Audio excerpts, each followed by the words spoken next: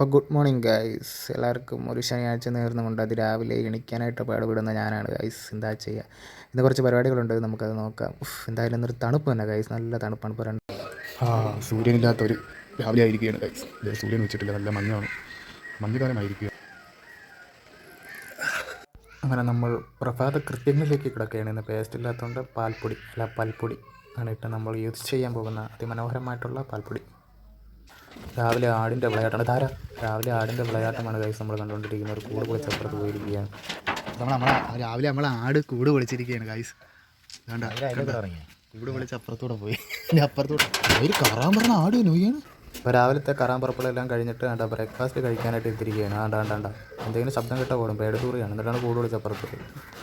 ഇപ്പോൾ നമ്മളെ പരിപാടിയിലേക്ക് പോകാം. ഞാൻ അതിമനോഹരമായിട്ട് ചായ കുടിക്കുകയാണ് ഗൈസ്. എന്താ ഇന്നൊരു മഞ്ഞും കാര്യങ്ങളും നല്ല രസമുണ്ട്. നമ്മുടെ രണ്ട് കിളിക്കുട്ടന്മാർ ഇവിടെ കിടന്ന് കൊത്തി പറക്കി തിന്നുന്നുണ്ട് ഗൈസ്. അത് കഴിഞ്ഞിട്ട് നമുക്ക് നല്ല ദോശയുണ്ട്, ചമ്മന്തിയാണ് ഇന്ന് നമ്മൾ മുക്കി കഴിക്കാൻ പോകുന്നത്. അതിമനോഹരമായിട്ട് ഞാൻ തിന്നുന്നു. നല്ല ടേസ്റ്റ് ഉണ്ട് കേട്ടോ, സത്യം പറയില്ല. ചമ്മന്തിയും ദോശ, ഒരു ഓംപ്ലേറ്റും കൂടെ വേണമായിരുന്നു. അത് ചോദിച്ചാൽ മമ്മി തെറി വിളിക്കാറുണ്ട്. ഞാൻ പിന്നെ ചോദിച്ചില്ല, മുട്ടയില്ല. നമ്മളെ പരിപാടി എന്ന് വെച്ച് കഴിഞ്ഞാൽ നമ്മൾ വണ്ടി എടുത്ത് നമ്മളൊരു സ്ഥലം വരെ പോവുകയാണ് ഗൈസ്. നമ്മൾ വന്നേക്കണമെന്ന് വെച്ച് കഴിഞ്ഞാൽ വെള്ളാണിക്കപ്പാറയിലാണ്. ഏകദേശം ഒരു 2 മണി വരെ എന്നിട്ടും കിടക്കുന്നുണ്ട്. ആ ഒരു തണുപ്പും കാര്യങ്ങളായതുകൊണ്ട് ഇവിടെ ഫുള്ള് ഇരുട്ടടഞ്ഞ് കിടക്കുന്ന ദൃശ്യങ്ങളാണ് ഗൈസ് നമ്മൾ കണ്ടുകൊണ്ടിരിക്കുന്നത്. 2 മണിക്ക് നല്ല തണുപ്പ് വെള്ളാണിക്ക്. എന്താ ചെയ്യുക.